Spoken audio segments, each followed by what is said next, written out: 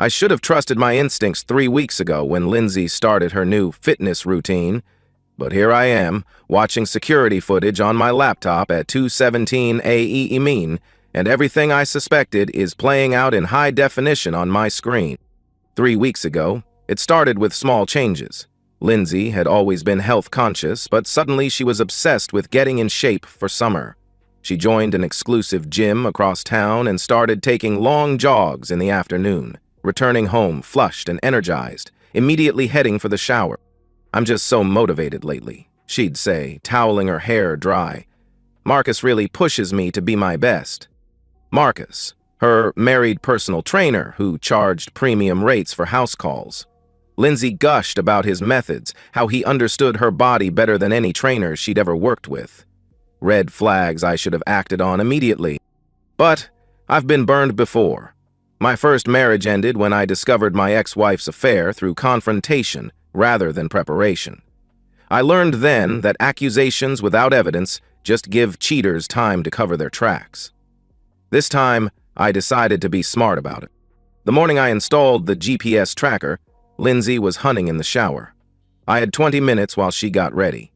The magnetic tracker was smaller than a matchbox, and battery operated for 3 months. I attached it inside her rear wheel well, where road dirt would hide it completely. "Have a good workout, honey," I called out as she grabbed her gym bag. "Thanks, babe. Marcus is really going to work me hard today." She kissed my cheek, and I smelled the expensive perfume she'd started wearing to the gym. That afternoon, I watched the tracker's signal on my phone. Instead of going to the gym, Lindsay drove straight to Riverside Park, a secluded area with walking trails. She stayed there for 2 hours.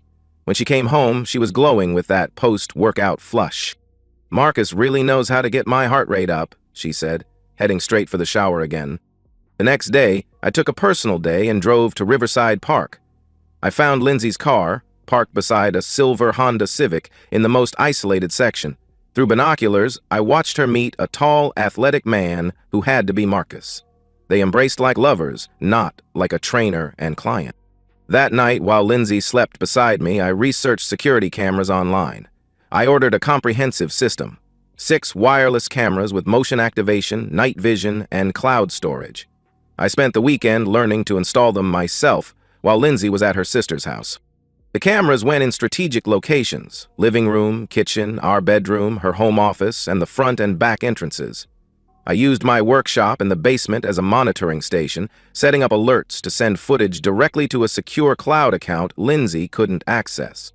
For 2 weeks, I watched their pattern develop.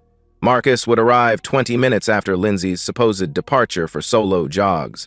He'd park 3 blocks away and walk to our house, entering through the back door that Lindsay would leave unlocked. But the footage revealed something worse than just physical betrayal. Yesterday's recording showed them in the living room, post-coital, discussing strategy. "A simple divorce isn't enough," Lindsay said, curled against Marcus's chest on my couch. "He makes good money, but his lawyer would drag it out forever. I need something that gives me leverage." "What are you thinking?" Marcus asked. "If he seemed dangerous, unstable, if there was a domestic violence incident," she trailed off meaningfully. Marcus sat up, interested. "You mean like he hit you?" Lindsay smiled, a cold expression I'd never seen before.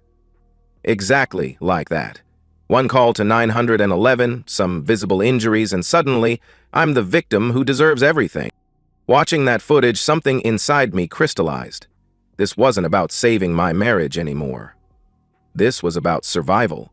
Lindsay wasn't just planning to leave me, she was planning to destroy my life and potentially send me to prison. I've spent the last week preparing for the inevitable. I've quietly consulted with a criminal defense attorney, backed up all surveillance footage to multiple secure locations, and prepared a go-bag in case I need to post bail. Lindsay thinks she's planning the perfect crime. She has no idea she's been confessing to everything on high-definition video for weeks. The footage library has grown to over 60 hours of recorded betrayal, and I've cataloged every second of it. What started as documenting an affair has become something much darker, a comprehensive record of conspiracy and premeditated fraud. I know their schedules better than they do. Marcus arrives every Tuesday and Thursday at 1:15 p.m., parking his Honda exactly 3 blocks away. He walks through the wooded area behind our neighborhood, entering through our back gate at 1:35 p.m. Lindsay unlocks the back door at 1:30 p.m. after texting me about going for a long jog through the park. The GPS data corroborates everything. While I'm at work believing she's exercising, Lindsay's car never leaves our driveway. Marcus's phone shows he's not at the gym during these hours either. His wife Sarah thinks he's with private client. The affair footage is extensive but predictable. They use every room except my home office, leaving evidence everywhere. Wine glasses, rumpled cushions, scattered clothes. Lindsay showers afterward, washing away evidence while I remain at work, clueless.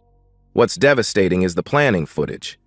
Over 3 weeks, I've recorded 5 conversations where they discuss framing me for domestic violence. Their strategy has evolved from spontaneous idea to detailed plan, with specific steps and timing. In Tuesday's recording, Lindsay practices applying makeup bruises while Marcus coaches her technique.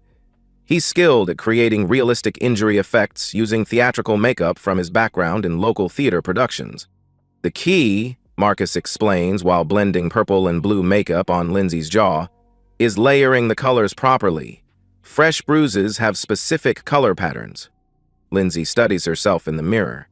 It looks so real. I almost believe it myself. That's good. You need to believe it when you call 911. Thursday's footage shows them rehearsing the actual call. Lindsay practices her victim voice, working on sounding genuinely terrified. Marcus plays my role, shouting scripted threats so Lindsay can practice responding convincingly.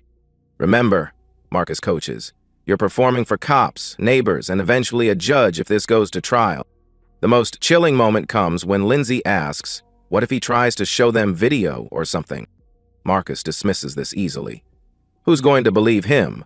Violent husband claims he has secret recordings? That makes him look more controlling. Besides, any lawyer will get that thrown out as illegally obtained. They laugh about how the plan plays into domestic violence stereotypes.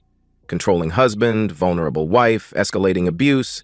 Lindsay mentions she's been setting up the narrative for weeks, casually telling friends, I've been stressed and short-tempered. I've been planting seeds, she explains. When this happens, people will say they saw it coming. I've researched Marcus's background too. He's married to Sarah Wellington, a kindergarten teacher at Riverside Elementary. She has no idea about her husband's infidelity or his willingness to help frame innocent people for violent crimes. Through social media, I've learned Sarah and Marcus have been married 8 years. She regularly posts about their perfect marriage and has been struggling with fertility treatments for 3 years. Sarah deserves to know the truth, but strategically, she's going to be crucial when this all comes out. A wife's testimony about her husband's lies will be devastating for their defense. The financial evidence is substantial, too. I've tracked over $3,000, 0 cents in cash withdrawals Lindsay made over 2 months, money corresponding exactly with Marcus's private training sessions. Credit card records show purchases of expensive lingerie and wine I never saw. Most damning is their discussion of what happens after I'm arrested. They've planned how to move in together immediately, using my assets while I'm tied up in legal proceedings. Once he's got a domestic violence charge, no judge will sympathize with him, Lindsay explains. I'll get the house, the savings, everything. The audio quality is perfect. Their faces are clearly visible. The premeditation is undeniable. They've handed me enough evidence to destroy both their lives, and they have no idea they've been confessing to felony charges on camera. Tonight, I'm backing up the final recordings to 3 separate secure cloud accounts. Lindsay has been more aggressive lately, trying to provoke reactions she can use against me. She starts arguments in public, where witnesses might see me as controlling. But I don't react anymore. I document everything and stay calm, knowing her increasing desperation means the plan is accelerating. When the time comes, I'll let the evidence speak for itself. The trap is set, and Lindsay is walking directly into it with the confidence of someone who believes she's in complete control. For the past week, she's escalated her provocation attempts while I've maintained perfect documentation of every manipulative tactic. Yesterday morning, I met with David Lewis, a criminal defense attorney specializing in false accusation cases. I presented it as hypothetical consultation about a friend's situation, but David read between the lines. Your friend should know that false police reports are felony charges in this state, David said carefully. If someone attempted to frame him with premeditation and conspiracy, we're talking about serious prison time for the accuser. I paid David's consultation fee in cash and left with his business card. I also transferred $50,000, 0 cents, to a separate account for legal fees and bail. The surveillance equipment has been running flawlessly for over a month. I've got 127 hours of footage stored across 3 secure cloud platforms. The backup system is redundant. Even if Lindsay discovered and destroyed the physical cameras, the evidence would remain safe. Lindsay's behavior has become increasingly erratic as her plan approaches execution. She's been picking fights over trivial matters, hoping to provoke a response she can escalate. Yesterday, she knocked over wine in the kitchen, then claimed I grabbed her arm too roughly when I steadied her. "You're getting more aggressive lately," she said, rubbing her arm dramatically. "That hurt." I apologized and cleaned up while she photographed her arm, presumably building evidence for her performance. But my cameras captured everything from multiple angles, showing clearly that my touch was gentle and protective. She's been staging accidents, too. Last week she claimed I pushed past her on the stairs. She practices stumbling when I walk near her, creating opportunities to claim intimidation. Each incident is photographed in what I assume is a journal, establishing a pattern of abuse. The most disturbing development is her new friendship with Janet Morrison, our neighbor who works as a domestic violence counselor. Lindsay has coffee with Janet regularly, discussing her concerns about my behavior. "I'm probably just being paranoid," Lindsay told Jeanette last week. "But he's been so controlling lately. He questions where I go, seems suspicious of everything." Janet, trained to recognize warning signs, responded exactly as Lindsay hoped. "Trust your instincts. Those behaviors often escalate." Lindsay is building a narrative with professional validation. Janet's testimony would be powerful evidence if I hadn't recorded Lindsay rehearsing these conversations with Marcus first. Marcus has been preparing too. Yesterday's footage showed him bringing props, fake blood, theatrical makeup, and printed instructions on documenting injuries for legal proceedings. "The photos have to look authentic," Marcus explained. "Lighting, angles, timing, everything matters." They spent 2 hours staging a complete dress rehearsal. Lindsay applied bruise makeup while Marcus photographed the process. They practiced her 911 call, with Marcus shouting believable threats in the background. "Remember," Marcus coached, "you called because you feared for your life. That fear has to be in your voice." Lindsay's performance was Oscar-worthy. Listening to her practice scared pleas while laughing between takes was genuinely chilling. They've scheduled their performance for tonight. I know because they discussed timing extensively. Friday evening, when neighbors are home to hear the disturbance, when police response is slower, and when I would typically be relaxed and drinking wine. "Friday night is perfect," Lindsay told Marcus. "He'll have had a few drinks, so he might react more aggressively. If not, at least the cops will smell alcohol." She's been encouraging me to drink all week, but I've been nursing single glasses and dumping most down the sink. I'll be completely sober when her performance begins. Marcus is creating an alibi by telling Sarah he has a late training session with a client who requested Friday evening hours. Sarah posted on Facebook about having a girls' night, alone, while her husband works late. At 6:30 p.m., I received Lindsay's usual text, "Going for a long run. Don't wait up for dinner." But her car never left the driveway, and Marcus appeared on Maple Street, right on schedule. They're upstairs now, making final preparations. Through my bedroom camera, I watch Lindsay applying bruise makeup with professional precision while Marcus reviews their script. She's transformed herself from healthy, uninjured woman to convincing domestic violence victim in under 30 minutes. Lindsay has no idea that every step is being recorded in crystal clear detail. She believes she's about to destroy my life with one phone call. Instead, she's about to hand police officers a complete confession to conspiracy, fraud, and filing false reports. The irony is perfect. The person who made the 911 call will be leaving in handcuffs tonight. The police sirens are getting closer, and Lindsay is making final adjustments to her makeup in our bedroom mirror. Through my hidden cameras, I watch her apply fake blood to her split lip while Marcus coaches her through breathing exercises to maintain her traumatized performance. "Well," Ford sighed. "Remember," Marcus whispers, You're in shock. You're scared. Don't oversell it. Let him see you trying to be brave. Lindsay nods, practicing her victim expression one last time. She's transformed herself into a genuinely convincing abuse victim, complete with bruised cheekbone, split lip, and torn clothing suggesting a violent struggle. The doorbell rings, followed by authoritative knocking. "Police! Open up!" Lindsay takes a shaky breath and heads downstairs while Marcus slips out the back door, timing his exit perfectly. His Honda will be gone before the officers finish taking Lindsay's statement. I meet the police at the front door, Officers Rodriguez and Patterson. They're professional, but clearly expecting to arrest a domestic abuser based on the 911 call they received 20 minutes ago. "Sir, we received a domestic violence report from this address," Officer Rodriguez says, his hand resting on his service weapon. "We need to speak with you and your wife separately." Lindsay appears behind me, and her performance is flawless. The bruises look authentic, her hands are shaking, and she's mastered the expression of someone trying to appear strong while barely holding together. "Thank God you're here," she whispers to Officer Patterson, who immediately moves to separate us for interviews. Rodriguez escorts me to the living room while Patterson takes Lindsay to the kitchen. I can hear her giving her statement in a voice perfectly calibrated to sound traumatized but determined. "He's been getting more controlling lately," Lindsay tells Patterson, her voice cracking with practiced emotion. "Tonight he just snapped. We were arguing about dinner and he punched me in the face. I thought he was going to kill me." Rodriguez is studying my demeanor carefully, looking for signs of guilt or aggression. I remain calm, cooperative, and completely unsurprised. "Sir, your wife has serious injuries and claims you assaulted her. What's your response?" "Officer, before you arrest me," I say calmly, "I have something important to show you, a video that explains exactly what happened here tonight." Rodriguez becomes suspicious. "Anything you want to say can be used against you. Are you sure you want to make a statement without an attorney?" "I'm sure, but I need both officers to see this together, with my wife present."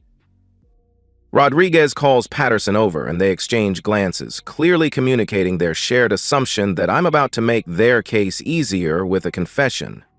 Lindsay looks nervous for the first time. "You don't need to show them anything, just cooperate." "Actually, I think this will help them understand completely," I reply, pulling out my laptop. I open the surveillance footage, starting with today's preparation session. The high-definition video shows Lindsay and Marcus in our bedroom, applying theatrical makeup to create convincing bruises and injuries. Both officers lean forward, studying the screen intently, as Lindsay's face goes pale beneath her fake bruises. "This was recorded 3 hours ago," I explain calmly. "You're watching my wife and her affair partner preparing to frame me for domestic violence." The footage is devastating. Crystal clear video and audio of Lindsay practicing her victim performance while Marcus coaches her technique. Their discussion of timing, their rehearsal of the 911 call, their laughter about how easily they could get rid of me. Officer Patterson looks from the screen to Lindsay with complete shock. "Ma'am, is this you in the video?" Lindsay's performance crumbles instantly. The practiced vulnerability disappears, replaced by anger and desperation. "That video is fake. He must have doctored it somehow. You can't believe him over me. Look at my injuries." But the officers are examining her injuries with entirely different eyes. What looked convincing 10 minutes ago now appears obviously artificial. "Impressive point," the officer. I continue playing footage from previous weeks. Lindsay and Marcus discussing their plan in detail, their practice sessions, their expectation that I'd be arrested and unable to defend myself in divorce proceedings. "Jesus Christ," Officer Rodriguez mutters as Lindsay's recorded voice explains how she could get everything if I had a domestic violence charge. "There's more," I say, opening financial records. GPS data, bank statements, phone records, and over 100 hours of video evidence documenting their affair and conspiracy. Lindsay realizes her situation is hopeless, and her mask completely slips. The traumatized victim act disappears, replaced by the calculating person I've been watching for weeks. "You sick bastard," she snarls. "You've been spying on me, recording private conversations? That's illegal." "Actually," Officer Patterson says, consulting his phone, "recording conversations in your own home is legal in this state, but filing false police reports and conspiracy to commit fraud are felonies." The transformation is complete. 10 minutes ago, Lindsay was a sympathetic domestic violence victim. Now, both officers are looking at her with disgusted recognition that they nearly participated in destroying an innocent man's life. "Ma'am," Officer Rodriguez says formally, "you're under arrest for filing a false police report and providing false information to law enforcement." Lindsay's final manipulation attempt is directed at Officer Patterson, who had been sympathetic moments earlier. "Please, you have to understand.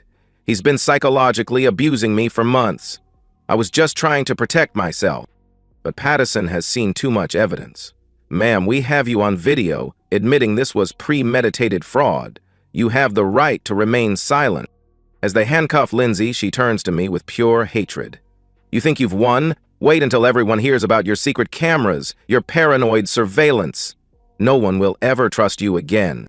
I remain calm as they read her Miranda rights. "Lindsay, everyone's going to hear the truth, all of it, including Marcus's wife."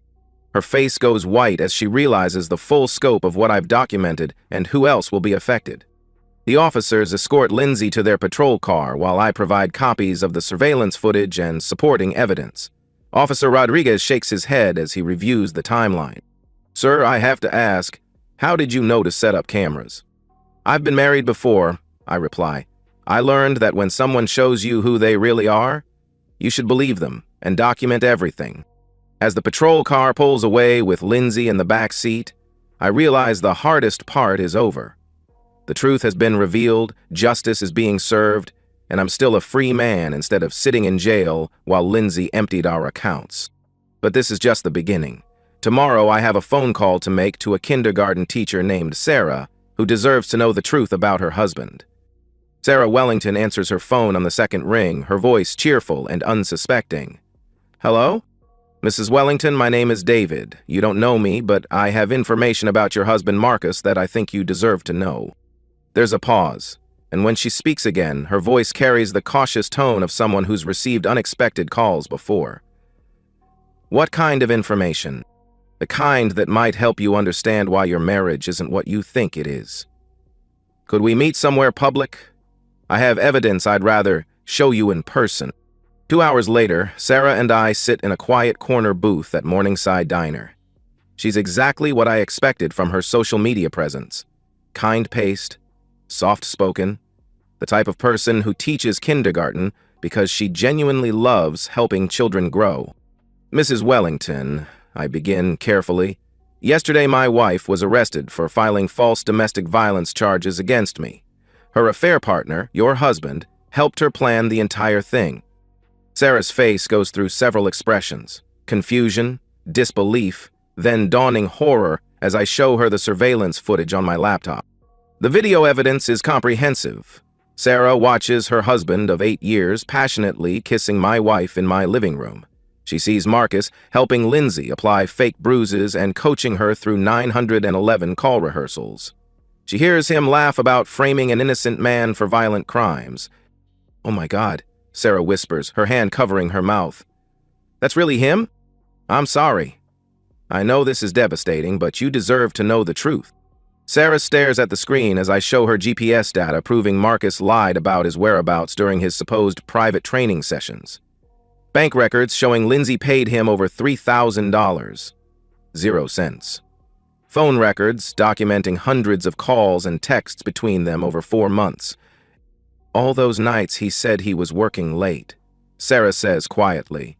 "All those weekends he claimed to have emergency clients. He was with your wife. Planning to destroy my life," I add. The domestic violence frame job was their exit strategy. Lindsay gets everything in the divorce while I fight felony charges, and Marcus gets to start fresh with her money. Sarah is processing the betrayal methodically, her teacher's mind organizing the evidence and timeline. 4 months ago, Marcus started acting different, more secretive, less affectionate. He said he was stressed about building his business. I show Sarah the final piece, footage from 2 days ago where Marcus and Lindsay discuss their post-arrest plans. They talk about moving in together immediately, using my assets to fund their new life, and Marcus finally leaving his boring, pathetic wife, who can't even get pregnant properly. Sarah's composure finally breaks. Not dramatic sobbing, but the quiet tears of someone whose world has just crumbled. We've been trying to have children for 3 years. Through fertility treatments, miscarriages, thousands of dollars in medical bills, and he called me pathetic. Sarah, I'm not just here to show you what your husband did. I'm here to offer you the same thing your husband tried to take from me, the truth, and the evidence you need to protect yourself. I slide a USB drive across the table. Everything is on here. The affair footage, conspiracy evidence, financial records, GPS data, phone records. Marcus helped plan a felony, and he's going to face charges. But you can use this to protect yourself in divorce proceedings. Sarah stares at the USB drive like it contains nuclear secrets. This is really happening, isn't it? My marriage is over. Your marriage to a man who doesn't exist was over 4 months ago. Now you get to divorce the man he really is with evidence that will protect your interests. Sarah's transformation begins immediately, just as mine did when I first suspected Lindsay's betrayal. The shock gives way to practical thinking, the devastation transforming into determination. That is the turn. What kind of charges is Marcus facing? She asks. Conspiracy to commit fraud, accessory to filing false police reports, potentially conspiracy to commit perjury. He's looking at serious prison time. Sarah nods, her mind already working through implications. So he'll be arrested soon? I expect charges within the week. Then I need to file for divorce immediately, before he can hide assets. Sarah's voice is getting stronger, more determined. Over the next hour, Sarah and I develop her strategy. She'll file for divorce Monday morning, citing adultery with comprehensive video evidence. She'll change the locks while Marcus is at work, having him served when he returns. She'll freeze joint accounts and document all marital assets. The fertility treatments, Sarah says with growing anger. The money we spent, the trauma I went through, while he was planning to leave me for your wife. He watched me cry over miscarriages while sneaking around. Now you can make sure he pays for that betrayal, literally and figuratively. Sarah leaves with purpose and evidence, transformed from victim to advocate for her own justice. Watching her walk to her car, shoulders straight and expression determined, I recognize the same transformation I went through. Meanwhile, Lindsay sits in county jail, unable to make bail due to flight risk. Her attempts to claim she was psychologically abused have fallen flat with prosecutors, who've reviewed hours of footage showing her as the primary architect. Marcus doesn't know yet that his world is about to collapse. He thinks Lindsay was arrested for poor execution, not for the plan itself being exposed. He has no idea his wife now possesses evidence of his affair, lies, and criminal conspiracy. His arrest will come Tuesday morning. They're building an airtight case that will likely result in felony convictions for both Lindsay and Marcus. But legal consequences are just the beginning. Sarah's divorce will destroy Marcus financially.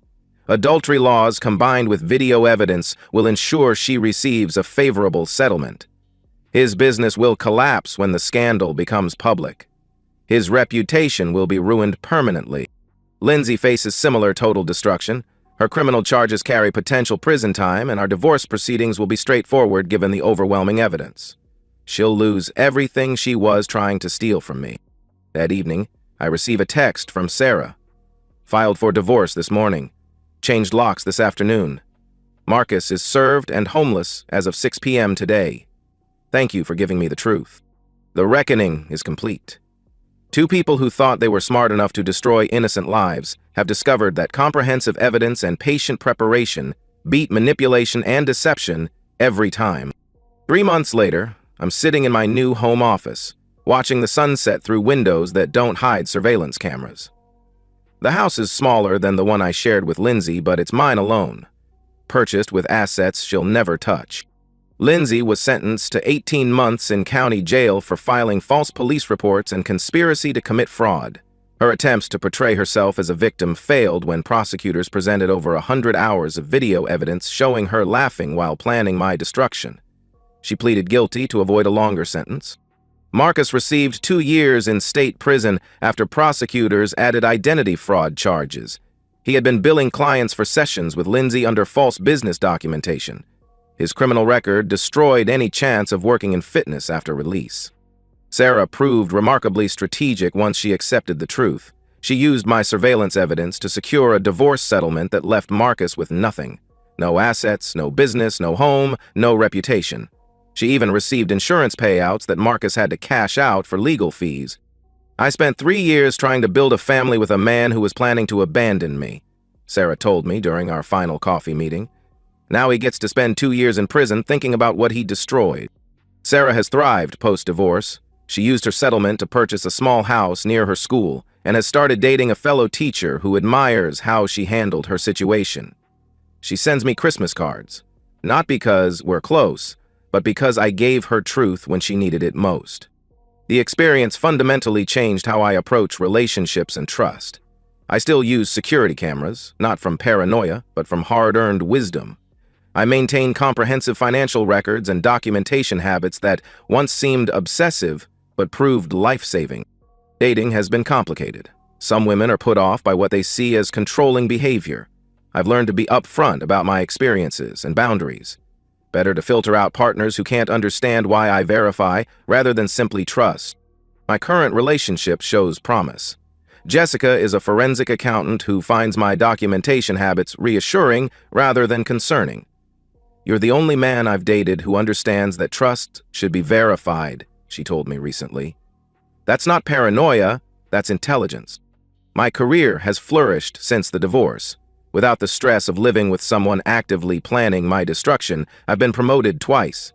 Colleagues who knew about the false accusations have been supportive, especially after the truth came out in court. The legal costs were substantial. Over $75,000, 0 cents in attorney fees and court costs, but worth every penny. I now maintain separate accounts, document major purchases, and keep detailed records of any relationship conflicts.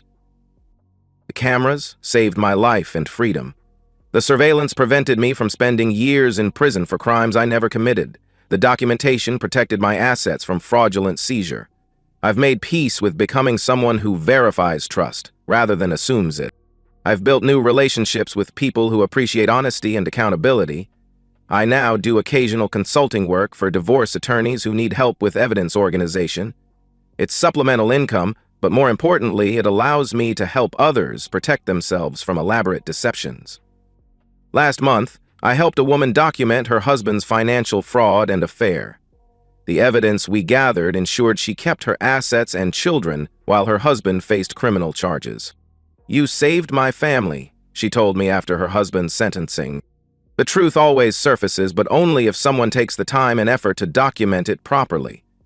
I've learned that people who plan elaborate betrayals usually reveal themselves completely if you're patient and thorough enough to capture their confessions.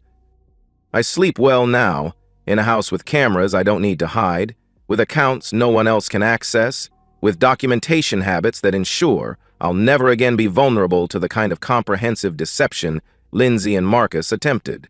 The most important lesson: when someone shows you who they really are through their actions, believe them immediately and document everything. Trust is earned through consistent behavior over time, not through promises. It's not the life I planned, but it's a life built on honesty, evidence, and the hard-won knowledge that sometimes the only way to survive betrayal is to be smarter and more prepared than the people trying to destroy you. And that's the end of today's story. If you enjoyed it, please give this video a thumbs up and drop a comment below. Your support helps the algorithm push my content further. If you're new to the channel, don't forget to hit that subscribe button.